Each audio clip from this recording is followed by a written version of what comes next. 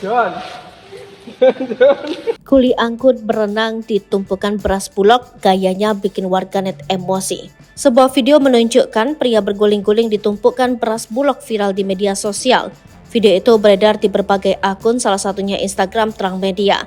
Dalam video tersebut, terlihat seorang pria tengah asyik berguling-guling di atas tumpukan beras. Pria yang mengenakan topi hitam dan tanpa pakaian itu tampak tersenyum. Sementara itu, teman yang lainnya tampak mengutur butiran beras dari karung bertuliskan Bulog pada pria yang tidak diketahui identitasnya tersebut. Butiran beras itu pun terlihat menempel di tubuh pria tersebut. Ia tampak begitu menikmati momennya bermandikan beras. Terdengar suara ngakak alias tertawa dari sang perekam video. Video yang diunggah pada Senin 25 Desember 2023 itu pun belum diketahui lokasi dan waktu kejadian tersebut. Namun unggahan itu pun memancing emosi warganet. Warganet pun menghujat aksi yang dilakukan oleh pria tersebut. Mereka juga mengingatkan kepada pria itu agar tak gegabah saat bekerja.